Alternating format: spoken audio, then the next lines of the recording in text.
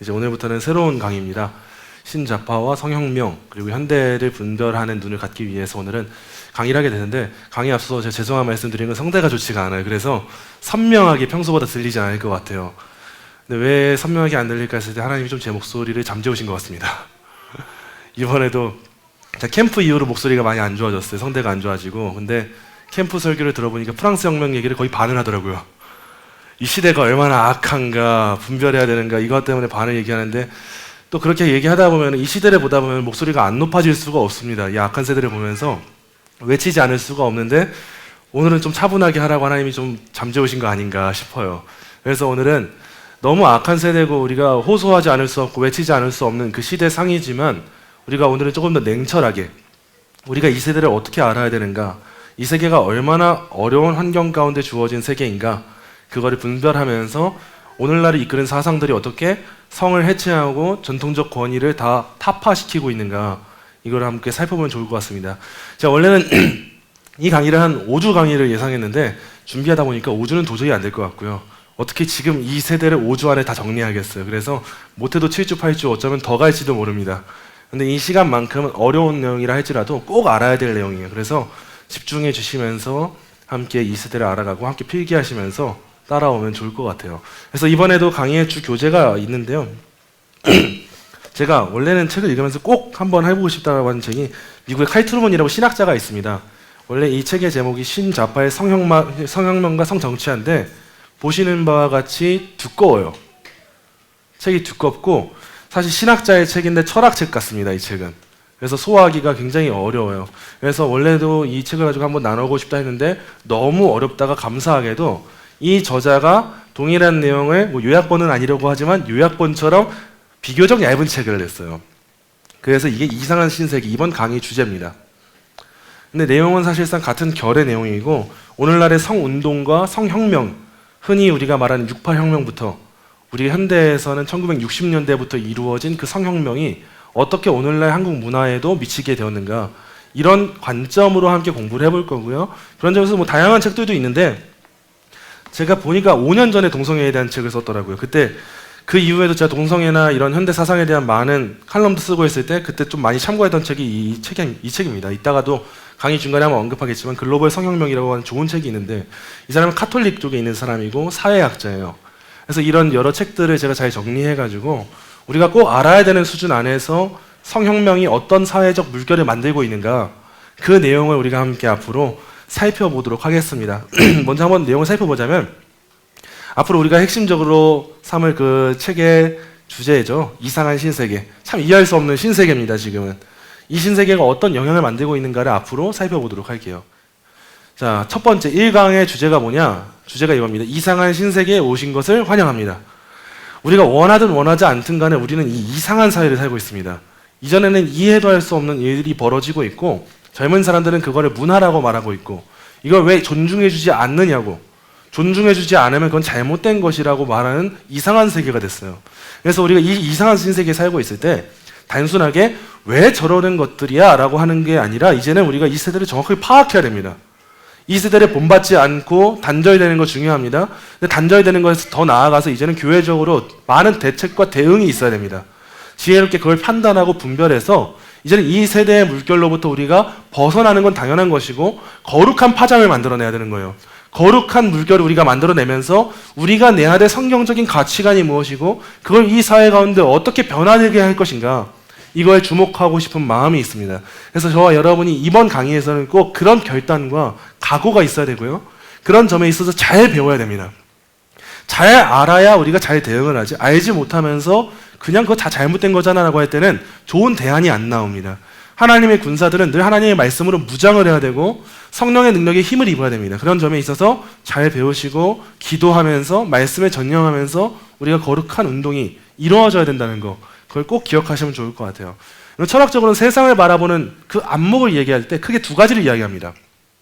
그게 뭐냐면 미메시스랑 포이에시스예요.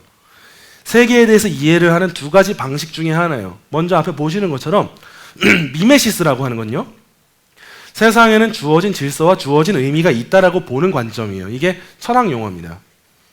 근데 이것과 반대되는 개념으로 이해하는 개념이 하나가 있는데, 그게 뭐냐? 포이에시스입니다. 포이에시스는 이렇게 이해를 합니다. 세상은 완전한 원재료이며 마음대로 가꿀 수 있다는 거예요. 개인이 그 원재료에서부터 의미와 목적을 만들어낼 수 있다. 이게 이 세상을 바라보는 두 가지 큰 안목 중에 두 가지로 이렇게 분류를 할 수가 있다는 거예요. 기독교의 가치관은 어디에 가까울까요? 미메시스죠. 우리는 하나님으로부터 주어진 가치가 있고 의미가 있다는 사실을 알고 있습니다. 세상을 우리가 마음껏 활용하고 세상에 주어진 것들로부터 우리가 창조물을 내놓는다 할지라도 그 모든 것은 누구로부터 흘러온 것이냐? 하나님이에요. 그래서 절대적인 가치가 있는 하나님에 있어서 하나님의 선을 침범하는 영역에 있어서는 우리가 활용해서는 안 되고 창조해서는 안 되고 나의 권위를 주장해서는 안 되는 거예요. 근데 오늘날 현대사회를 바라볼 때 오늘날 현대사회에 가지고 있는 사람들의 멘탈리티는 주로 미메시스라기보다 포이에시스에 가깝습니다. 서구 문명을 쭉 살펴보면요. 원래 처음에 서구 문명은 기독교 바탕이었기 때문에 미메시스적인 가치관이 있었어요. 그래서 우리가 흔히 서구 문명이라고 하면 유럽을 생각하는데 더 가까운 쪽으로 보면 미국을 생각해 볼 수도 있죠. 처음에 영국에 있던 그 신앙인들이 메이플라워를 타고 와가지고 미국의 신대륙에 건너가서 새로운 나라를 세울 때 기도하며 세웁니다.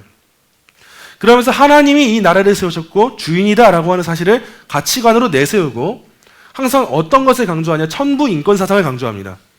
하나님께서 우리한테 인권이라는 걸 허락하셨고 나의 존재의 존엄성을 허락하셨다라고 하는 가치관이 있는 게 원래 처음 미국의 초창기였어요. 근데 시간이 흘러 지금 현대 미국과 서구 문명을 바라보면요. 그런 천부 인권 사상은 사라진 지 오래입니다. 많은 서구 문명들은 미메시스적인 세계관에서 이제는 포이에시스의 세계관으로 많이 옮겨갔다는 거예요. 근데 이런 세계관이 가지게 되었을 때 포이에시스의 세계관을 가지게 되었을 때 과연 인간이 살아가야 될 목적을 많은 사람들이 건강하게 발견할 수 있을까요? 그냥 나는 우연히 생겨난 결과물이고 나라는 사람의 삶의 의미는 없는 것이라고 할 때 그때 우리가 살아가야 될 이유와 목적이 어디서 발견되느냐는 거예요.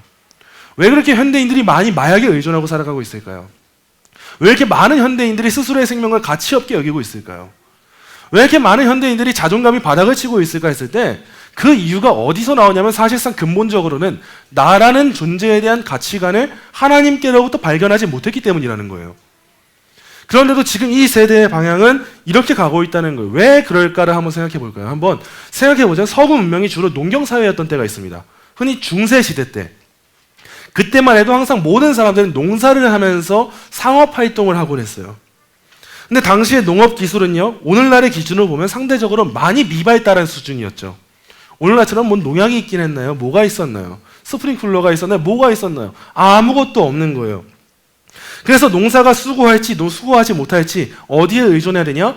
지리와 자연이에요. 항상 그 토양에 따라서 농사의 성패가 갈린 것이고 지금 비가 오냐 안 오냐에 따라서 농사의 성패가 갈린 거예요. 물론 농사를 하는 농부의 열심이 있고 수고가 있죠.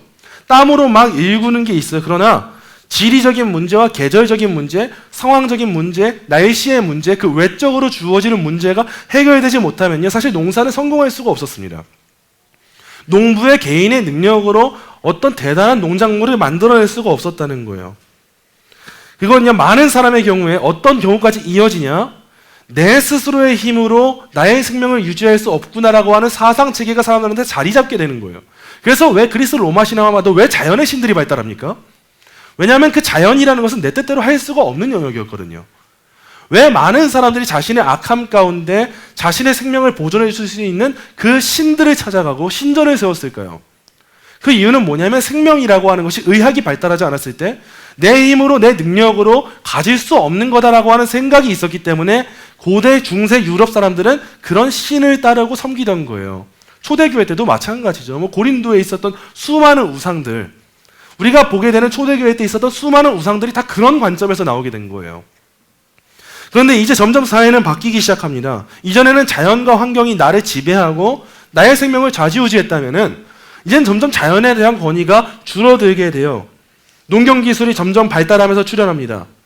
그러다 보니까 이제는 환경의 권위는 점점 줄어들어요. 이제는 우리가 열대과일 함부로 못 먹었어요. 값이 너무 비싸가지고 먹고 싶어도 못 먹었는데 이제는 우리나라의 각종 내륙 지방에서 열대과일을 생산할 수가 있어요. 이제는 필요할 때 농업용수를 운반하고 저장할 수도 있고요. 이제는 토양학도 발달하고 비료랑 농약은 얼마나 발달했는지 웬만하면 아파트 베란다에서도 상추도 키우고 뭐하고 다 합니다. 그리고 이제 오늘날의 세계는 이제 8세기 전에 그랬던 것과 너무도 달리 자연과 환경에 대해서는 크게 생각을 안 하고도 농사할 수 있게 됐어요. 스마트팜, 컨테이너 안에서도 자연스럽게 모든 일을 다 할 수 있는 사회가 된 거예요. 그러면서 이제 점점 우리한테 어떤 생각이 주어지냐? 이 세상이 나를 좌지우지하는 게 아니라 내가 이 세상을 좌지우지할 수 있다는 생각이 현대인들에게 주어지게 된 겁니다. 자연과 환경에 더 이상 굴복하지 않아도 된다는 거예요. 이제 어떤 것들이 발달하냐? 자동차와 항공기가 발달이 됐어요. 자동차와 항공기가 발달이 되니까 이제는 시공간의 제약을 이전과 같이 받지 않습니다. 오늘날 필라델피아에서 런던에 이르기까지, 미국의 필라델피아에서 영국 런던에 가기까지의 거리는요, 200년 전에 미국의 필라델피아에서 시카고 가는 거리보다 그 시간보다 훨씬 짧아요. 아무것도 아니에요. 그리고 과거의 유럽 사회에서나 우리나라 사회에서 다른 나라에 이민 간다 생각해 보세요. 1850년에. 아주 먼 미래도 아니에요. 1850년에 우리 자녀가 이민 간다 생각하잖아요. 그건 생리별이에요. 더 이상 연락도 닿지 못하고 앞으로 이제 우리는 보지 못하고 살겠구나. 이렇게 생각할 수밖에 없었어요. 그런데 이제 이민 간다고 생각해 보세요. 걱정 하나도 안 됩니다. 왜요? 전화 통화도 할 수 있고요. 화상 통화까지 할 수 있어요. 이제는 VR이라고 하는 기계도 선명하게 발달하기 시작하면서 이제는 진짜 내 눈앞에 사람과 사람을 맞대고 있는 것처럼 마주하게 되는 날도 온단 말이에요. 이젠 더 이상 우리가 시공간에도 제약을 받지 않고 환경에도 제약을 받지 않는 세대가 된 거죠. 이전에는 꼭 죽을 병이었습니다. 이전에는 죽을 병이었는데 그 이전에는 죽을 병이었던 것이 오늘날 더 이상 죽을 병이 아니게 된 경우가 얼마나 많습니까? 이전엔 수없이 많았던 그 전염병이 사람들을 막 죽음에 몰고 갔다면 이제는 곧장 치료약이 다 나와버려요. 그래서 더 이상 이런 전염병도 사람을 해치는 문제가 아니라고 하는 생각이 우리한테 주어지는 거예요. 이제는 사람의 생명도 누가 권위를 갖고 있다 생각하냐? 사람이 갖고 있다 생각합니다. 연명치료라는 말 자체가 그렇잖아요. 이 생명을 누가 연장하는 거예요? 사람이 연장하는 거예요. 의학기술로. 이런 세관이 되고 이런 상황이 되다 보니까 이런 과학의 발달 모두가 잘못된 건 아니라고 할지라도 이때 사람들의 사고와 가치관 가운데 무엇이 주어지냐? 이 세상은 내 뜻대로 할 수 없는 곳이야가 아니라 내가 스스로 무언가를 읽을 수 있고 자연이든 선천적으로 주어진 질서이든 그것이 신적인 것이라 할지라도 내가 스스로 무언가를 내 욕망에 따라서 조작할 수 있구나라고 하는 가치체계를 갖게 되는 거예요. 이전에 우리가 미메시스의 세계관을 갖고 있었다면 이제는 수없이 많은 그리스도인들도 포이에시스의 세계관을 갖고 살아가게 되었다는 거죠. 아마도 우리 중 많은 분들은 아무것도 자기가 기대하는 방식대로 흘러가지 못하는 이 세계를 보면서 내가 마치 영화 속 주인공 같다라고 느끼는 분이 있을지도 몰라요. 전 종종 느낍니다. 아주 유명한 작품이죠. 루이스 캐롤의 이상한 나라의 앨리스, 동화예요, 동화. 근데 사실 저는 어릴 때 이 동화를 보면서 굉장히 섬뜩했습니다. 뭐든 다 상상이 안 되는 거예요. 갑자기 뭐 동물 모양의 문고리가 나오고 뭐가 나오고 애니메이션을 보잖아요. 어린아이들 보라고 만들어 놓은 건데 굉장히 기괴해요. 아무것도 내 뜻대로 안 되고 내 크기가 커졌다가 작아졌다가 막 난리가 나는 거예요. 그리고 아주 오래전에 히트쳤던 영화죠. 매트릭스. 이 가상현실과 현실을 구분을 못하는 사회가 되고 과연 나는 어디에 속해 있는 사람인가? 나는 어떤 상황에서 살아가고 있는가? 막 아무것도 생각할 수 없는 대혼란과 같은 시대가 있잖아요. 근데 이런 영화 속 이야기, 만화 동화 속 이야기가 저는 지금 제가 살아가고 있는 오늘날 같아요. 정말 생각지도 못할 일들이 너무도 많이 펼쳐지고 있는 거죠. 최근 프랑스 파리올림픽은 말할 필요도 없고요. 너무 심각한 그 사상들이 사로잡고 있고요. 지금 대법원의 그 동성 커플에 대한 그 건강보험 피부영자 자격 인정하는 그 판정도, 그 판결도 사실혼 관계를 만들어주고 있는 거잖아요. 이미 동거하는 커플들에게는 동거하는 것도 결혼처럼 인정해주고 있는 시대가 됐고 한 남자와 한 여자의 결합만이 참된 결합이다, 가정이다 말하고 하는 세대는 이제 지나갔고 그렇게 말하는 사람은 고리타분한 세대가 됐고 어떻게 그런 혐오적인 발언을 하냐라고 하는 그런 시대가 된 거란 말이죠. 이제는 수없이 많은 OTT 플랫폼만 보더라도 동성애 코드가 안 낀 곳이 없습니다. 그 와중에 기독교에 대해서 부정적으로 바라보는 그 안목은 얼마나 많은지 말할 나위도 없고요. 이런 상황 가운데 우리가 어떻게 살아가야 하는 거예요. 제가 한 문장을 보여드릴게요. 나는 남자의 몸에 갇힌 여자입니다. 아마도 10년 전, 20년 전만 해도요, 이 문장을 많은 사람들이 보았다면 콧방귀를 치고 웃었을 거예요. 무슨 이런 말도 안 되는 말이 있어. 근데 사실 오늘날 내가 스스로 나는 남자의 몸에 갇힌 여자입니다라고 하는 사람이 정신과 병원에 갔다고 생각해 보세요. 의사가 뭐라고 말해줄 것 같으세요? 당신 정신에 문제가 있습니다라고 말해줄 것 같으세요? 절대 그렇지 못합니다. 이제 오늘날의 이 문장들이요, 사회에서 많은 사람들한테 유의미한 문장이 됐어요. 가치 없는 문장이 아니라 이 안에는 많은 생각해 볼 만한 것들이 담겼어. 우리가 이전에 놓치고 있던 것들이 많이 있어. 이제 이걸 부정한다고, 이걸 의문을 제기한다고 했을 때 저 사람은 진짜 양심도 없고 감정의 공감 능력이 없어. 이걸 뭐라고 말합니까? 성인지 감수성이라고 하잖아요. 여러분, 감수성이라는 말에 속아가지고 성경적 진리를 이제는 신경 쓰지 않는 시대가 된 거예요. 이런 감정적인 정치에 흔들려가지고 왜 이 말에 공감해 주지 못해? 왜 이렇게 기독교인들은 동성애자들을 악하다고 말하는 거야? 왜 이렇게 혐오하는 거야? 이런 세대가 됐다는 거야. 언제 기독교인들이 동성애자들을 혐오합니까? 우리는 그들의 죄에 대해서 그들을 사랑하기 때문에 그들이 죄로부터 돌이킬 것을 요구하고 그 시대를 향해서 한탄하면서 말하는 거지, 동성애자를 누가 혐오하냐고요. 우린 그 영혼을 사랑해서 말하는 거지. 근데 이 시대는 그런 한마디 한마디를 할 때 기독교인들은 늘 거리를 두고 선을 그어 사랑하지 않아, 공감해주지 못해. 왜 이렇게 고리타분한 가치체계에 사로잡혀 있는 거야? 그것만 진짜 신앙이야? 이런 소리를 듣게 된다는 거예요. 근데 놀라운 일이 뭐냐? 너무도 놀라운 일은 이런 문장들은 철학자들이 만들어내잖아요. 프랑스 철학자들이나 다양한 포스트 모던 주의자들이 만들어낸 용어인데 사실 이 용어에 공감하고 있는 현대인들을 보잖아요. 프랑스 철학을 안 배운 사람들이 공감을 해요. 퀴어가 아닌 사람들이 공감을 합니다. 이제는 동성애자들이 아닌 사람들이 공감을 하고요. 그런 대학 전문 세미나에 참여하지 않았는데도 이 문장에 공감을 해요. 이게 어떻게 된 일일까요? 그런 페미니즘적인 요소를 배우지 않은 사람이 페미니즘의 가치관을 갖고 있고 동성애에 대한 열린 가치관을 배우지 않은 사람이 그걸 갖고 있다는 거예요. 아무것도 모르는 일반인들이, 심지어 이제 우리 자녀들이 이걸 갖게 된다는 거죠. 근데 이런 문장에 담긴 가장 중요한 문제가 뭐냐? 이제 우리가 맞닥뜨릴 문제 이거예요. 생물학적 사실보다 내면적 신념이 우선한다는 거예요. 생물학적 사실은 뭡니까? 나는 남자의 몸입니다. 이게 생물학적 사실이에요. 이건 절대적인 겁니다. 상황에 따라서 바뀌지 않고요. 하나님으로부터 부여받은 미메시스에 속한 것이죠. 근데 이제 오늘날 우리가 주목하는 건 뭐냐? 생물학은요, 과학이에요, 여러분. 왜 이렇게 기독교는 과학적이지 않아, 과학적이지 않아라고 하는 사람들이 이젠 과학으로 논쟁을 펼치지 않습니다. 무엇으로 논쟁을 펼치냐? 내면의 신념이고 그 사람의 개인의 감정이에요. 그 사람이 나는 여자입니다라고 느낀다면 그게 사실이라는 거예요. 더 이상 염색체가 무엇이 중요하지 않아요. 파리올림픽 얼마나 이슈가 됐습니까? XY 염색체를 가진 여자 복싱 선수래요.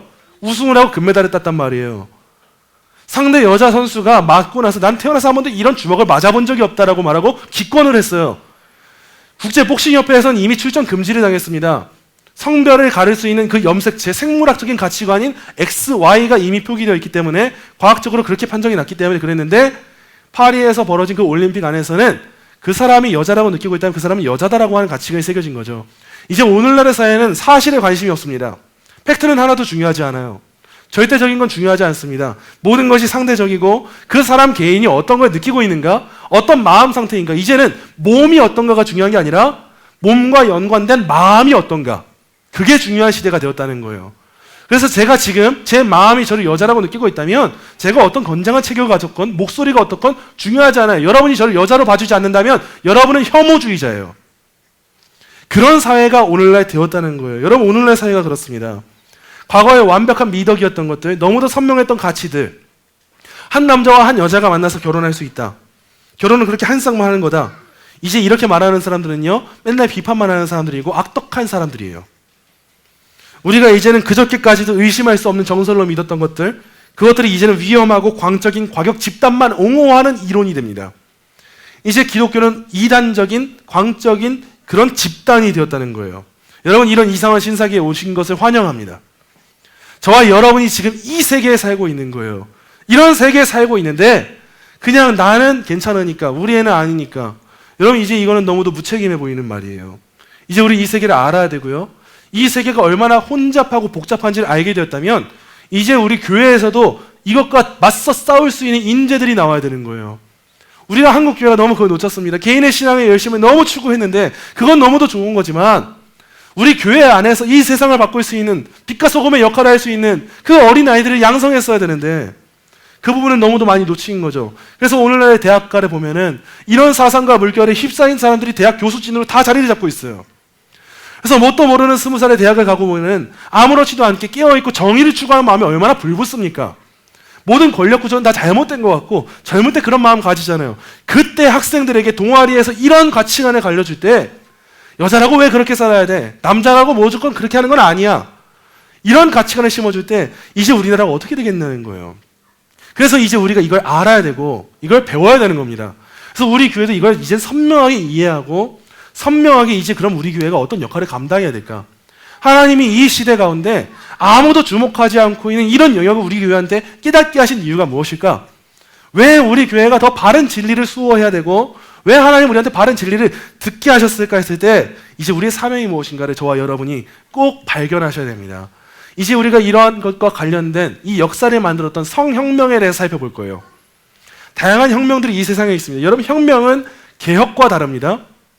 종교개혁은요, 이전 것으로 복귀하는 거였어요. 더 건강한 가치관으로 돌아가는 게 개혁이에요. 근데 혁명은요, 항상 이전 질서를 대부분의 혁명이 그렇습니다. 타도합니다. 그리고 새 것을 만들어내요. 근데 기독교의 가치관은 새 것과 익숙하지 않습니다. 기독교는 옛 것이에요. 옛 길이고 옛 것이에요. 우린 그걸 추구하는 거예요. 그래서 우리가 이 세대의 혁명을 정확하게 분석하면서 이 세대 가운데 우리는 어떻게 건강한 개혁을 할 수 있을 것인가, 이걸 주목하면 좋을 것 같습니다. 이걸 알기 위해서 우리가 흔히 자아라고 하는 걸 오늘 살필 겁니다. 자아. 모두가 아실 거예요. 자아라는 말은. 그리고 이 자아라는 말을 크게 세 가지와 연결지어서 볼 거예요. 하나는 표현적 개인주의라고 하는 거고요. 둘째는 성혁명이라고 하는 거고요. 셋째는 사회적 상상이라고 하는 겁니다. 오늘 이 세 가지를 중점을 볼 거예요. 표현적 개인주의, 성혁명, 사회적 상상. 이걸 통해서 보도록 하겠습니다. 먼저 자아란 무엇인가 했을 때 이번 세계관 특강에서 다루는 자아는요, 우리가 다 알고 있는 단순한 자아가 아니에요. 예를 들면 제가 나는 윤석열 대통령인가 라고 하는 그 자아의 질문을 던지지 않죠. 저는 아니라는 걸 알거든요. 제가 도널드 트럼프인가? 아니라는 거 알고요. 이번에 또 2골 넣었다고 하는 손흥민 선수가 아니라는 거 알아요. 이런 의미의 자아는 우리 모두가 아는 자의식이에요. 이건 자아예요. 내가 어떤 사람인가. 근데 이번 세계관 특강에서 다루고자 하는 자아의 개념은요, 현대적인 개념이에요. 예컨대 이런 것들입니다. 진짜 나라는 것은 어디서 발견되어야 하는가? 현대에는 이걸 묻습니다. 그리고 그것이 내 인생관을 어떻게 형성하는가? 그리고 진짜 나의 성취나 행복이 어디에 있는가? 바로 이것이 현대의 자아의 의미라고 할 수가 있어요. 자, 여기에서 무엇이 사라졌습니까? 미메시스의 세계관이 사라진 거예요. 우리의 자아는 어디서 오냐? 하나님의 형상에서 오는 겁니다. 하나님의 창조물이라는 것에서 오는 거예요. 그게 저와 여러분의 자아예요. 근데 이제는 더 이상 하나님으로부터 공급받지 않습니다. 이런 모든 것의 원천을 진짜 나는 어디서 발견돼야 하는가? 이걸 찾기 위해 그렇게 노력하는 거예요. 외부에서. 그리고 이것을 내 인생관에 어떻게 형성하는가? 내 인생은 내 마음대로 할 수 있다는 세계관이 있는 거고, 진짜 나의 성취나 행복이 어디 있는가? 무엇이 나를 나답게 하는가? 뭐가 나를 행복하게 하는 건가? 이걸 초점을 두고 살피는 거예요. 그래서 오늘날의 기독교인들도 종교 생활을 할 때 제2계명에서부터 무너지는 거예요. 하나님을 위해서 우상을 만들지 말라고 하시는데 그 말이 뭡니까? 하나님을 위한 내가 되는 거지 나를 위한 하나님이 되면 안 된다는 거죠. 근데 오늘날 기독교인들은 나를 위한 하나님을 찾습니다. 그게 금송아지 만드는 거예요. 내가 하나님을 위한 존재가 돼야 되는 건데 내가 하나님을 위한 존재가 되는 거에 관심을 두지 않고 하나님이 나를 위해 쓰면 좋겠다. 하나님은 내가 만들고 있는 거죠. 그게 현대의 자아를 만드는 거예요. 예컨대 이런 세계관들이 있는 거예요. 나는 1차적으로 다른 사람들에 대한 내 의무나 의존의 각도에서 이해되어야 하는가? 나한테 그런 의무가 있는가? 이런 질문을 던지는 거죠. 그리고 교육은 더 넓은 문화의 요구와 기대를 내게 가르치고 나를 형성하며 나를 전체 사회에 공헌할 수 있는 사람으로 만드는 데 있는가? 의문점을 던지는 겁니다. 이전의 교육이 어땠어요? 나를 사회에 쓸만한 사람으로 만드는 거잖아요. 과연 그래야 되는가 묻는 거죠. 세 번째, 성장은 내 감정을 조절하고 절제하며 주변 사람들에게 희생하는 법을 배우는 과정인가? 꼭 그래야 되냐는 거예요. 이전에는 참으라는 거 정말 많이 가르쳤습니다. 이전에는 화내면 안 된다는 거 정말 많이 가르쳤어요. 아니, 어른한테 무슨 존댓말을 안 해. 많이 가르쳤습니다. 근데 이제는요, 그걸 교육이라고 보지 않는다는 거예요. 교육의 의미가 많이 퇴색했습니다. 교육이 이전에는 이 사회 가운데 건강한 시민 질서를 따라서 도덕을 따르는 사람을 만들어내는 것이 교육이었죠. 사회에서도. 학교에서도 그래서 선생님을 보면 인사하게 만들었고요. 선생님한테 대들지 못하게 만들었고요. 사회 시스템에 질서가 있다면 그 질서에 굴복하게 만들었단 말이에요. 근데 이제는 개인의 자율성이라는 명목으로 그걸 만들어주고 세워주는 것이 좋은 교육이라는 명목으로 절대적인 도덕 가치관을 만들지 않는다는 거예요. 이제는 성장에 대해 말할 때 화나면은 화 좀 내봐. 그 분노가 표출하고 싶으면은 한번 밖에 나가 소리 좀 질러봐. 이제는 잘못됐다 생각하는 게 있으면 잘못됐다고 말해봐. 이전에 있었던 그 권위는 옳지 않아. 이런 시대였잖아요. 이런 시대가 된 거잖아요. 이제는 전체적인 초점이 어디에 있냐? 나라는 사람을 누군가가 나를 만드는 것이 아니라 나 스스로 만들 수 있는가? 나는 내 인생의 주인인가? 바로 여기에 초점을 두면서 사람들이 자아에 대해서 생각을 한다는 거예요. 그러면서 이 자아가 어디에 초점을 맞추게 되냐? 내면의 감정입니다. 그 사람이 어떻게 느꼈는가? 그래서 트랜스젠더주의를 생각할 때 아주 훌륭한 예가 제공이 돼요. 자신이 남자의 몸에 갇힌 여자라고 생각하는 사람은요, 실제로 자기가 어떤 사람인지에 대해서 어디에 근거를 두냐? 내 내면의 확신이에요. 나는 여자일 거야. 나는 여자여야만 해. 내 감정이 나를 여자로 만들고 싶어 해. 이제는 어떤 외부의 무언가의 권위가 아니라 그걸 요구해요. 그리고 심지어는 거기서 끝나면 다행인데 이제 이 사회운동이 어디를 향해 가냐? 내가 스스로 이거에 대해서 나는 여자라고 인정했다면 당신들은 왜 나한테 인정 안 하세요? 왜 이 사회는 나한테 인정 안 하는 그런 거부감 가득한 사회입니까? 라고 하면서 이 사회의 승인을 얻으려고 해요. 그래서 우리가 광화문이나 이런 광장에서 동성애자들이 퍼레이드를 부릴 때, 그렇게 벌일 때 우리가 그것에 대해서 목소리 내는 이유가 뭡니까? 우리가 단순하게 그냥 그 사람들 미워하고 혐오해서가 아니에요. 그 사람들이 그냥 자기의 의견 내세운다 정도가 아닙니다. 동성애라는 명목으로 길거리에서 남사스러운 옷을 입고, 심지어 옷을 입으면 다행히 옷도 안 입어요. 어린 아이들이 지나가지고 있는 그곳에서 옷도 안 입고 있고, 뭐 성기의 모양으로 빵을 만들어 팔고 있고, 그런 나체 사진을 팔고 있고, 이렇게 하는 거를 왜 저희를 인정 안 해주세요라고 말하면서 기존 사회에 있었던 풍기문란의 죄도 지키지 않으면서 그걸 인정해달라고 말하기 때문에 우리가 그거는 안 됩니다라고 말하는 거죠. 근데 오늘날 사회는 내면의 감정을 내세울 때 그 내면의 감정을 왜 다들 공감 안 해주세요? 왜 인정 안 해주세요? 이렇게 말하는 사회가 됐다는 거예요. 이것이 어떤 것과 연관이 되냐? 표현적 개인주의라고 하는 것과 연관이 됩니다. 여러분, 이 용어는 미국 학자 로버트 벨라가 처음 만들어낸 신조어인데요. 이 로버트 벨라라는 사람이 이렇게 말을 했어요. 우리 함께 앞에 보이는 거 같이 읽어볼까요? 시작!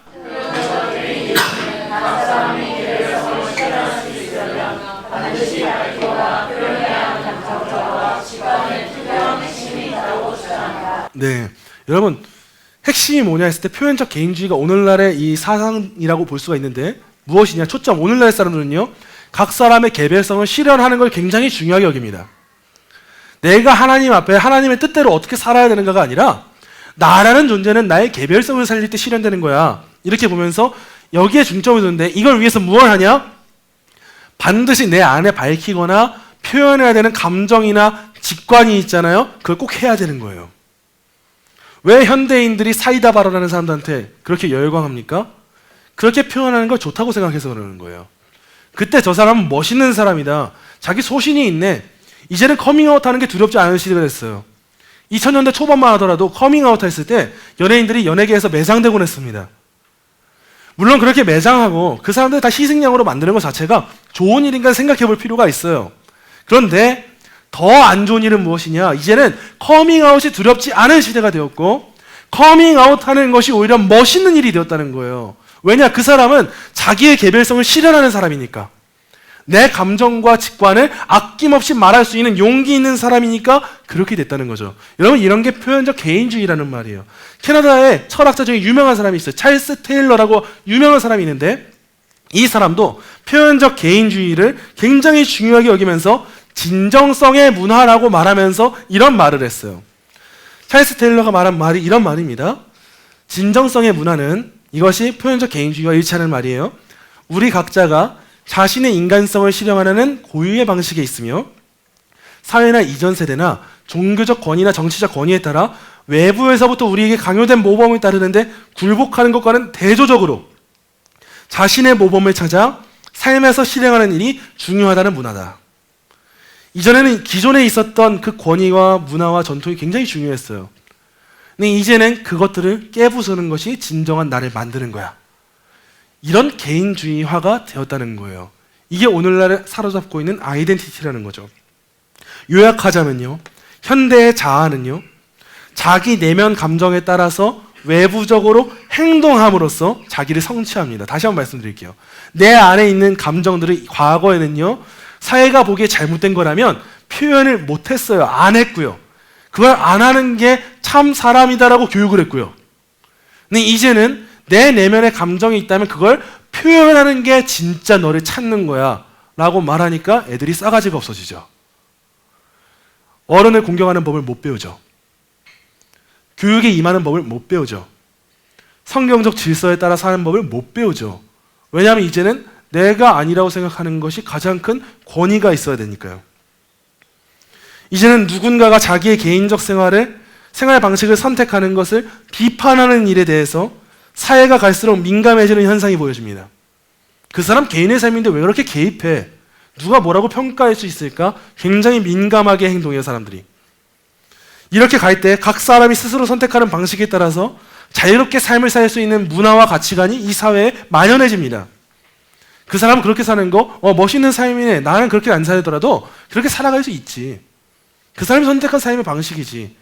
오늘날 젊은 사람들 대출 받아가지고 여행 간다고 해요.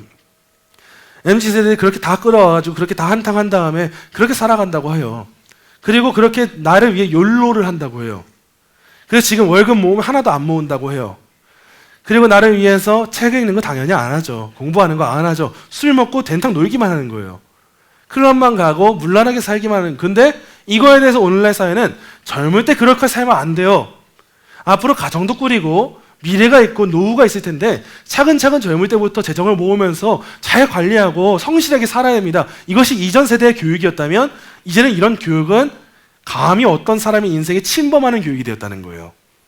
젊은 사람들이 자기의 인생은 거기서 빛을 발한다는데 왜 그렇게 말하세요? 노땅이네요, 꼰대네요, 이런 말이 이제 생긴 거죠. 꼰대라는 말 여러분 생긴 지 그렇게 오래되지 않았습니다. 꼰대라는 말 과거에 얼마나 써보셨어요? 사실 전 잘 들어보지 못했습니다. 근데 오늘날에는 연령이 있으신 분들이 이전의 가치관에 따라서 훈수를 두거나 교훈을 하실 때 과거에는 그걸 들어야 됐단 말이에요. 귀를 담아 듣고 지혜로 여겼어야 되는데 이제는 꼰대가 말한다. 이렇게 말해버리고 흘려들으면 그만이에요. 이런 사회가 됐다는 거예요. 그리고 이제는 나를 비판하는 일이 있을 때 그 비판은 이제는 그 사람에 대한 비판만 되는 것이 아니라 온 사회에 대한 비판이 되어서 사회가 함께 들고 일어나서 당신은 어떻게 그렇게 말할 수 있어요? 라고 하면서 매장을 시키는 거예요.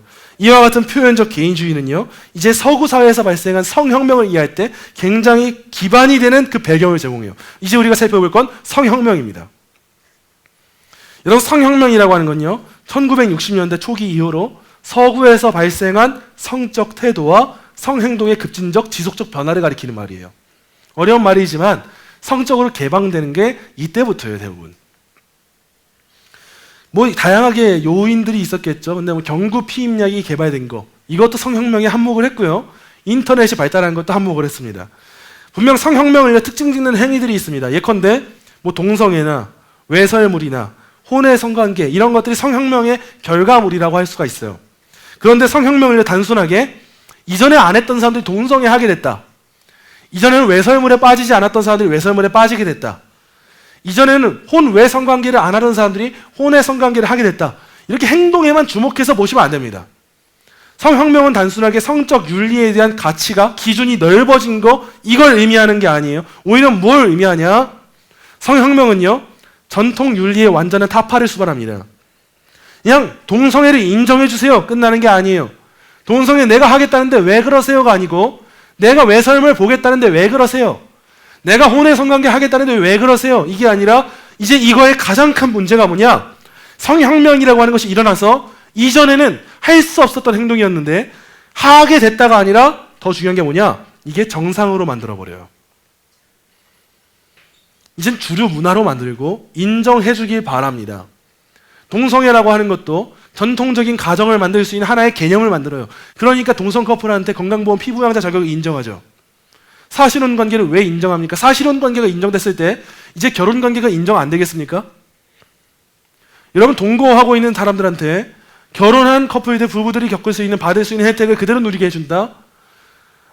막상 그 결혼에 대한 피폐한 문화가 있고 안 좋은 관습들이 있어서 그렇게 인정해준다 말은 하지만, 그렇게 됐을 때 누가 결혼을 합니까? 누가 이제 건강한 사랑과 가정관을 결혼이라는 것으로 이해할 수가 있게 되겠느냐는 거예요. 여러분, 성혁명이라고 하는 것이 바로 이런 걸 만드는 거예요. 이전에는 사회적 낙인이 찍히던 것이 이제는 낙인이 안 찍히게 되었네 정도가 아니라 이젠 이것을 정상화로 만들어버려서 이젠 이 문화가 정상이니까 이전에 있었던 것들로부터 우리 벗어납시다. 심지어 어떤 사람들은 동성애를 인정합시다가 아니라 동성애야말로 진정한 사랑이에요. 이성애에 빠지지 마세요. 이런 말까지도 이제는 철학이라고 불리게 되고 신학이라고 불리게 되는 거예요. 이런 신학이 우리나라에 없을 것 같습니까? 이런 신학이 우리나라에 있다는 게 너무 속상한 일이에요. 신학교 교수들이라는 사람들이, 신학을 가르친다는 사람들이 성경의 가치를 그대로 믿고 따르지 않고 성경이 하나님의 말씀일 수도 있고 아닐 수도 있다, 이딴 소리를 하고 있고, 그리고 하나님이 남자와 여자를 만드셨다를 정확하게 말해야 될 사람들이 일반적으로 성도들이 우리들도 고백하고 있는 그 내용들을 아멘으로 고백하지 못하고 하나님의 말씀이 그렇게 말한다 할지라도 그렇지 않을 수도 있다, 이런 소리를 가르치고 있고, 많은 사역자들과 젊은 사역자들이 그걸 배우고 열광하고 있단 말이에요. 그래서 각자의 사역지로 가서 많은 청년 사역자들이 그걸 외칠 때 청년들이 환호를 하고 난리를 치는 거예요. 깨어있으시다. 뭐가 그렇게 깨어있습니까? 하나님 앞에 깨어있는 게 중요하지 이 세대가 말하는 깨어있는 정신이 뭐가 중요하냐는 거예요. 근데 오늘날의 성문화는, 성혁명 이후의 문화는 이것들을 정상으로 만들고자 했다는 거예요. 여러분, 이제는 과거에는 성에 대해서 제한을 두었다, 이제는 제한은 없어지고 있고요. 심지어 제한이 없어지는데 제한이 어느 정도 조금은 있죠. 미국 사회도 소아성애는 금지예요. 다른 거 다 열어두면서 소아성애는 금지예요. 근데 이제는 소아성애도 열리게 될 거예요. 근데 이 모든 금지가 풀리게 될 때 가장 핵심이 되는 게 뭐냐? 그 당사자 개인의 감정이에요. 이전에는 혼외 성관계, 결혼하기 전에 어떻게 남자와 여자 그럴 수 있냐, 이러던 시대가 우리나라에도 있었는데 이제는 성관계에 대해서 하나도 문제 삼지 않고요, 중학교, 초등학교 아이들한테도 피임하는 방법을 알려줍니다. 그냥 예방하자 그러는 거예요. 피임하는 방법을 알려주고, 심지어 뭘 알려주냐? 그 성관계에 동의했느냐 안 했느냐가 중요하다. 각서를 받아라. 개인의 감정의 동의가 중요한 것이지 그 행동 자체가 옳으냐 그르냐에 대한 논의는 이제는 한물 같다는 거예요. 이제는 그걸 자아로 여기기 때문에 그 사람의 개인의 감정이, 내가 근친상을 하겠습니다라고 할 때 그 개인의 감정이 서로 간에 동의했는가, 당사자들이 소아성애 하겠습니다라고 했을 때 당사자들이 동의했는가, 혼외 성관계 했을 때 당사자들이 동의했는가, 여기에 초점을 두고 이제는 법이 따라간다는 거예요. 오늘날 성을 규제하는 법을 점진적으로 철폐시키려고 압력을 확고하게 막 넣고 있는 여론 조작이 있고요. 사회 전체의 성애화를 통해서 이제 점점 더 이런 물결이 강해집니다. 이제 제가 표 하나를 보여드릴 텐데요. 이 표는요, 독일에서 있었던 역사적 지평이에요. 역사적으로 어떤 순서가 있었는가를 보여주는 건데 글씨가 작으니까 제가 읽어드릴게요. 1961년에 독일에서 60년대입니다. 성혁명이 있었던 연대예요. 처음으로 피임약이 허용이 돼요. 1969년에 가니까요, 피임약 허용된 건데 왜 갑자기 신성 모독죄가 폐지가 됩니까? 종교가 같이 간다는 걸 여러분들이 보셔야 돼요. 그리고 이어서 동성애를 부분적으로 합법화합니다. 부분적으로 합법화하면 안 될 것 같죠? 이후에 어떻게 되는지 꼭 보셔야 돼요. 이 역사의 전체를 보셔야 되는 거예요. 그리고 이후에 뭐가 되냐? 이혼이 합법화됩니다. 그리고 또 뭐가 되냐? 학교에 의무적인 성교육을 도입하는데 여기서의 성교육이 이제 기독교적인 전통적 가치관의 성교육이겠습니까? 그게 아니라는 거예요. 그리고 이어지는 게 73년에 포르노가 합법화됩니다. 그리고 76년에요, 낙태가 합법화됩니다. 그리고 1977년 가니까 무책주의 이혼이 인정돼요. 그냥 내가 하고 싶으니까 내 인생 살려고 하는 이혼. 상대방이 불륜을 했는지 뭘 했는지가 아니라 이런 이혼이 자유롭게 가능해지는 거예요. 그리고 이제 93년 가니까 뭐가 되냐? 단순 낙태가 아니에요. 낙태는 불법이나 임신 14주까지는 기소되지 않으며 장애아에 대한 낙태는 출산 직전까지도 허용해요. 여기 이 기준이 뭡니까? 14주까지 허용이 된다는 거. 최근 우리나라에서도 유튜브에 떠들썩한 사건이 있었어요. 36주인가 37주 된 사람이, 여자가 브이로그를 찍었는데 병원 가서 낙태하는 영상을 브이로그 찍어서 올리면서 헤헤거리고 있는 거예요. 끔찍한 일 아닙니까? 여러분, 36주, 37주면 만삭이잖아요. 법적으로 몇 주까지는 낙태된다 해도 여러분 생명이란 말입니다. 이미 다 큰 아이를 꺼내면서 헤이럭거리는 거예요. 거기서 제가 이번 낙태하는데 수술 비용은 대략 이렇고요. 이 병원은 어떻고요. 제 몸이 이렇게 회복됐네요. 이걸 브이로그 찍어서 올리는 게 제정신입니까 그게? 근데 이거에 대해서 사회가 떠들썩해지긴 하지만 지금이야 떠들썩해지지. 이제 사회에서 전통적인 성 가치관을 무너뜨리고 허물게 될 때 이제 그거 인정 안 하겠습니까? 그 사람 개인의 감정이 그렇다는데. 낙태가 불법이면 뭐합니까? 14주까지 뭐가 기소되지 않아요. 그냥 된다는 말이잖아요 사실. 장애하는요 몇 주가 돼도 상관없다는 말입니까? 생명에 대한 가치관이 존중받지 않고요. 하나도 중요하지 않아요. 그러니까 어떤 일이 펼쳐집니까? 94년 가니까 독일에서요 동성애가 완전 합법화됩니다. 이걸 꼭 보셔야 돼요. 왜 부분적 합법화가 위험한가? 왜 포괄적 차별금지법이 위험한가? 말만 듣고 겁만 볼 때는 차별이 안 나는 거 너무 좋은 거예요. 차별하면 안 되죠 여러분. 동성애자라고 차별하면 안 됩니다. 성경적 가치관에 따를 때 담배 피는 사람, 술 먹는 사람, 동성애하는 사람, 죄 짓는 사람 차별하면 안 돼요. 그런데 그것을 법적으로 보장하면서 말은 번지르라고 좋지만 그것이 결국에 뭘 의미하냐? 종교 안에서 동성애를 죄로 지적하는 문제나 이거에 대해서 자유적으로 표현할 수 있는 그 능력을 침범하게 될 때 문제가 되고 그 길을 열어주게 되었을 때 이제는 합법화도 완전 무리가 없게 되는 그 사회가 열리게 된다는 거예요. 99년에 가니까요. 독일 내각 내 좌익 성향의 게하르트 슈레더 총리가요. 성주류화를 정치의 지도 원리로 지정합니다. 기존 사회가 성을 억압했기 때문에 사람들이 행복하지 않았고 성을 억압했기 때문에 독일 그 국가가 발전하지 못했다는 거예요. 그래서 성을 개방시키자. 그것이 진정한 인간성을 띄우는 거다. 그래야 우리 사회가 진정한 사회가 된다고 하면서 정치화를 시킵니다. 여러분 종교와 성과 정치는 연관되어 있어요. 그래서 교회가 정치에 매몰되면 안 되지만 정치 얘기 안 할 수가 없는 거예요.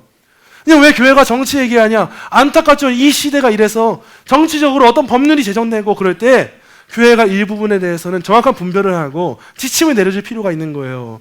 그래서 교회가 정치 얘기 왜 하냐? 어디서 나옵니까? 자유주의에서 나오는 거예요. 교회랑 정치는 별개라고 여기니까, 교회랑 삶은 별개라고 여기니까 그런 정치적인 움직임이 어디서 나오겠냐는 거예요.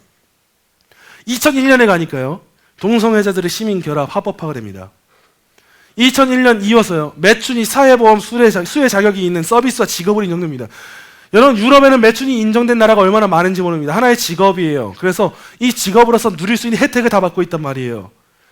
여러분 매춘이 직업입니까 했을 때 그 사람들이 돈 번다고 그 사람들이 그 직업을 하고 싶다고 그 감정에 호소해서 말하지만 이것을 인정했을 때 사회적으로 어떤 문제들이 펼쳐지는데요.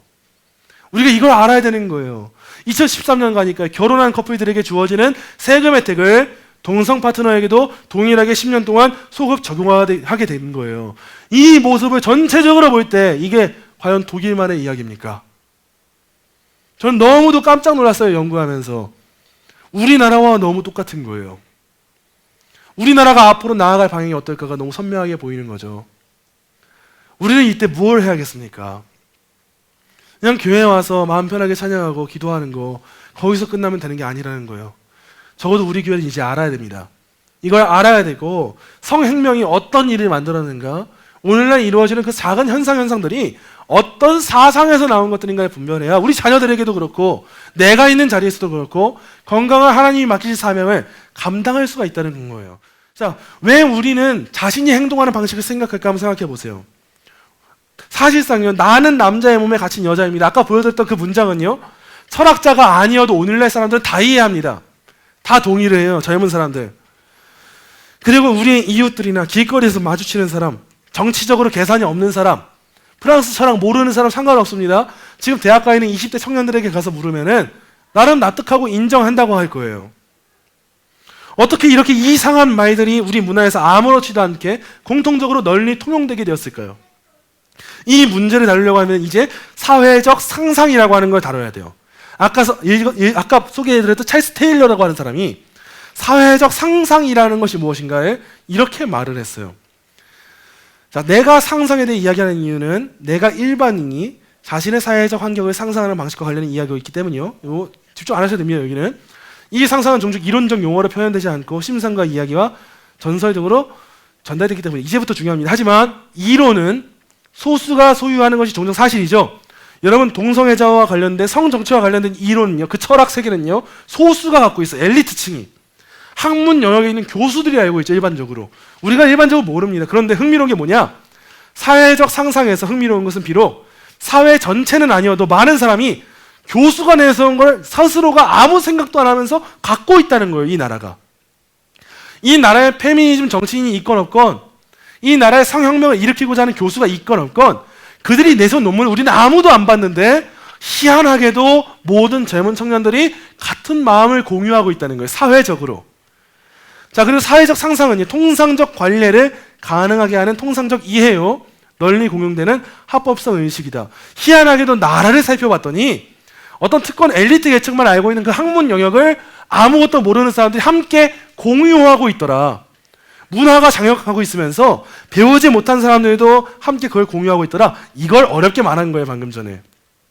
테일러가 여기서 지적하는 게 뭐냐면요, 인간이 일반적으로 자기 자신과 자기가 살고 있는 이 세계에 대해서요, 일관되게 자의식적으로 막 생각하고 살진 않습니다. 이 나라가 어떤 나라지, 내가 어떤 존재지, 우리 생각 안 하고 삽니다. 근데 중요한 건 뭐냐? 생각은 안 하는데 도덕적으로 상상은 해요. 이게 옳은 거야, 이게 그른 거야. 나는 이렇게 해야 돼. 예를 들면요, 길거리에서 어떤 사람이 강도를 맞아가지고 2대1로 두들겨 맞고 있어요. 그때 우리는 평소에 내가 강도를 만나면 어떻게 행동해야 될까 생각 안 하고 살아요. 근데 내 머릿속에 도덕적 상상이 있어요. 강도를 봤을 때는 신고해야 돼. 강도를 봤을 때는 내가 가서 말려야 돼. 이런 상상은요, 사실 사회가 알려주지 않아도 모두가 도덕적으로 공유하고 있다는 거예요. 엘리트층이 아닌데 일반인들이 그랬다는 거죠. 예를 들면 독일에서 루터가 독일어의 아버지라는 별명을 가져요. 그 루터가 종교개혁을 일으킬 때 그의 소책자가요, 수도 없이 많이 팔립니다. 근데 그 소책자가 많이 팔린 이유가 뭐냐? 루터가 교회 권위에 대해서 비판을 했거든요. 그래서 저 교회의 권위를 독차지하고 성경적으로 통치하고 있지 않은 교회 지도자들은 악한 지도자라고 했을 때, 종교인이 아닌 사람들, 신앙인이 아닌 사람들도, 일반인들도 루터의 말에 공감하면서 맞아, 그런 사람은 나쁜 사람이지, 그건 도덕적으로 잘못된 거야 라고 하면서 독일의 당시 문화가 도덕적으로 상상을 한 거예요. 가령 저는 글을 쓰고 있을 때, 집에서도 글을 쓰고 있을 때가 있어요. 타이핑을 할 때가 있어요. 글을 쓰다가 좀 쉬고 싶을 때 저는 이제 거실로 나가고 주방으로 가서 차를 마시려고 차 티백을 찾고 차를 우려내고 차를 한 잔 마시고 다시 책을 읽고 연구를 하고 다시 타이핑을 쳐요. 근데 제가 이렇게 제 서재에서 나와서 다시 주방으로 갈 때 제가 기체가 어떻고 고체가 어떻고 물리학이 어떻고 상상할까요? 저는 하나도 생각 안 합니다. 벽이 있는가? 이 벽은 콘크리트로 만들어졌는데 콘크리트는 어떻게 구성되었고 지금 내 눈앞에는 보이지 않지만 기체가 있고 나는 이 물을 끓일 때 끓이는 점이 언제이고 하나도 상상하지 않고 살아가는데 저는 이 모든 걸요 다 할 수 있어요. 저는 아무렇지도 않게 걸어가서 내 몸의 근육이 어떻지? 나를 이루고 있는 에너지원이 뭐지? 내가 밥을 먹었는데 탄수화물은 뭐였고 지방은 뭐였고 단백질은 뭐였는가? 상상 안 하고 자리에서 일어나서 그 벽이 있는 문을 지나서 물을 끓여서 차를 끓여서 그렇게 해서 제가 이 차를 마셔요. 저는 아무것도 공부하지 않았어요. 과학적 사실들을. 이것이 보여주는 게 뭘까요? 단면적이지만 이 사회에 속하여 살아가는 많은 일반인들이 이 사회의 물결에 대해서 아무런 생각도 안 하고 배우지도 않아도 이 사회적인 도덕 체계를 모두가 공유할 수 있다는 거예요. 저와 여러분도 아무 생각 안 하고 살아가면 이 사회가 우리한테 주입하고 있는 그 안 좋은 도덕적인 상상들을 주입받게 될 것이고, 우리가 흔히 접하게 되는 기독교 유튜브도 그렇지 않습니까? 유명하다는 목사님들이 나와가지고 교회는 건물이 아니에요 말할 때 여러분 그때 속아 넘어가면 안 돼. 교회는 건물이 아니기도 하고 건물이기도 해요. 그냥 그런 한마디 한마디 아무렇지도 않게 신앙생활 그렇게 하는 거 아니, 헌신하지 마세요 이럴 때 왜 헌신 안 합니까? 신앙생활 헌신해야 되죠. 헌신할 때 헌신으로 말미암아 기쁨이 찾아오는 거죠. 하나님이 헌신하라고 부르셨는데 그 유명하다는 목사님들이 유명한 자리에서 말을 할 때 그래 이번 말이 맞는 거야, 이게 권위가 있는 거야 라고 하는 그 상상이 우리 모두한테 공유가 된다는 거예요. 여러분 굉장히 두려운 일이에요. 사실상 이런 사회적 상상이 우리한테 보여주는 게 뭐냐, 우리의 감정과 도덕은요 생각보다 더 단순하고 직관적이라는 거예요. 우리는 이 세상을 전혀 연구도 안 하고 생각도 안 하고 살아가요. 근데 우리가 내리는 대부분의 결론과 대부분의 답안이 뭐냐? 내 직관이에요. 내가 느끼기에 어떠했는가? 내가 느끼기에 그것이 옳았는가? 그렀는가? 아니 저 사람은 어떻게 저렇게 선 넘는 말을 하지? 내가 정하는 거예요. 절대 가치가 없고.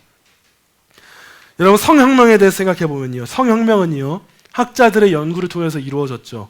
우리가 앞으로도 살피게 되겠지만 비렐름 라이히, 마르쿠제 다양한 사람들이 있어요. 근데 성혁명은요. 1960년대에 나온 그 60년대에 비렐름 라이히의 작품을 발견해낸 급진적 대학생들의 그 결과가 아니에요. 성혁명은요.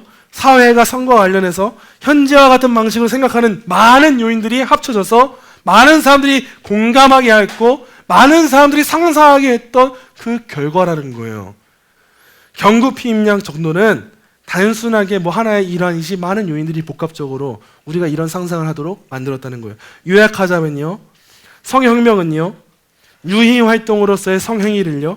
과거에 그랬던 것보다 훨씬 더 현실적인 선택안으로 만들었습니다. 이제 마음껏 할 수 있어요. 이제는 무과실 이혼의 부상은요. 결혼을 그냥 정서적 유대 정도로만 이해하게 만들었어요. 언약 관계로 이제 이해하지 않습니다. 페미니즘 수사학은요. 자기 몸과 섹슈얼리티에 대한 여성의 통제를 주장했습니다. 여자 스스로 자기 몸에 대해서 마음껏 누릴 수 있다는 거예요. 하나님을 생각하지 않아요. 여러분 인터넷의 발달은요. 포르노의 발달과 함께 갔습니다. 외설물의 발달과 함께 갔어요. 그래서 많은 사람들한테 접근성을 확장을 시켜줬어요. 그리고 인터넷의 익명성 보장은요. 그 상황 가운데 자유롭게 외설물을 작성하고 만들고 뭐하고 누릴 수 있게 하는 그 영향력을 끼쳤어요. 이제는 더 많은 사람들이 외설물을 이용하면서 외설물에 전통적으로 수반된 그 낙인은요, 사회적 낙인은요, 이제 줄어들었어요. 충분히 당연하고 볼 수 있고 다 할 수 있다 생각하게 됐어요. 드라마, 시트콤, 심지어 상업 광고도요, 성을 무료로 즐길 수 있도록 만들었습니다. 이제 우리 자녀들한테도 학교에서 중고등학생들한테도 피임 기구를 주면서 이걸 어떻게 사용하는지 알려주면서 피임을 꼭 해라 이것만 알려주는 거예요. 철학부터 과학기술과 대중문화에 이르는 일련의 복합적인 요소들이 오늘날 현대사회 우리가 앞으로 살펴볼 이 사회를 만들었다는 거예요. 여러분 우리가 오늘날 사회에서 목격하고 있는 경험하고 있는 극적인 변화와 흐름이 특히나 이 성혁명의 언어로 표현되는 이 표현적 개인의 자아가 이런 문화적 규범성으로 부상한 사실과 관련이 있다는 사실을 꼭 알아야 됩니다. 이제는 개인의 감정이 문화가 되고요. 그 문화가 합법이 되고 있어요. 법제화되고 있어요. 극단적으로 말해서 이런 문화 가운데 우리는 과연 그 문화를 공유하고 있지 않았는가 돌아봐야 됩니다. 내가 입 꼭 다물고 있었을 때 사실상 나도 그 문화에 동조하고 있었을지도 몰라요.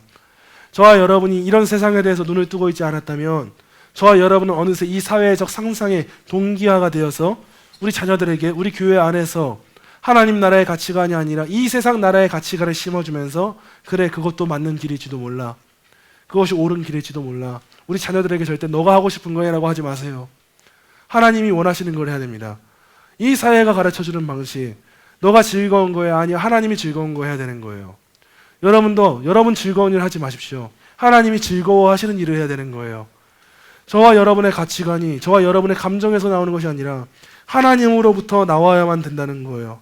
여러분 제가 앞서 소개시켜줬던 글로벌 성혁명 방금 전에 소개시켜드린 이 책의 저자가 카톨릭 학자예요. 그렇지만 중요한 말을 했기 때문에 제가 여러분들에게 소개를 해드릴게요. 카톨릭의 입장에 서 있지만 성혁명에 굉장히 심도 깊게 다루는 사회학자로서 자유의 이름으로 자유를 파괴하고 있는 현실을 분석하면서 이렇게 말을 했어요. 미덕은 문화의 전제 조건이다.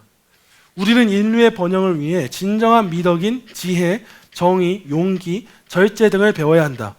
문화가 이러한 미덕을 가치 있게 여기지 않게 될 때, 그리고 이러한 마땅하고 진실하며 소중한 것들을 양육과 교육을 통해 다음 세대에게 전수하는 것을 멈추게 될 때, 그 문화는 스스로 무덤을 파는 결과를 맞이하게 된다. 우리에게는 아직 자유가 남아있고 그것을 수호하기에 아직 늦지 않았다. 이를 위해 사람들은 누가 자신들의 이기적인 이익을 위해 우리의 자유를 축소시키고 있는지를 반드시 알아야 된다. 여러분 꼭 기억하셔야 됩니다. 여러분 미덕은요 문화의 전제 조건이에요. 이 미덕이 오늘날 사라집니다. 이제는 뭐가 지혜고 정의이고 용기고 절제인지 안 가르쳐요. 그리고 이제는 우리의 문화가 이것을 가치 있는 것으로 여기지 않고요 소중하게 여기지 않고 교육하지 않아야 다음 세대에게 그때 어떻게 된다고 말합니까? 그 문화는요 스스로 무덤을 파게 된다는 거예요. 근데 참 다행히게도 우리가 기억해야 될 것이 무엇이냐? 우리에게는 아직 조금이나마 자유가 남아있다는 이 사실입니다. 우리가 아직도 기도할 수 있는 이유가 뭐냐?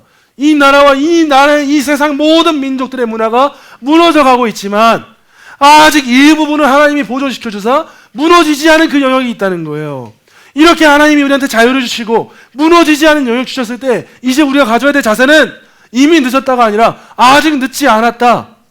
이걸 이제 우리가 알아야 되는 것이고, 이기적인 이익을 가지고 이걸 행하고 있는 사람들이 누구인가, 이 사람들이 어떤 일들을 하고 있는가, 이제 우리가 반드시 알아야 되는 거예요. 저 여러분이 이번 기회를 통해서요, 이 사회에서 자유를 없애고 있는, 자유의 이름으로 자유를 없애고 있는 이 사람들이 내세우고 있는 가치관이 무엇인가 명확하게 알게 되고, 하나님이 허락하신 건강한 미덕을 다음 세대에게 우리 교회 안에서 전파할 수 있는 그러한 믿음의 용사로 세워지게 되기를 간절히 소망합니다.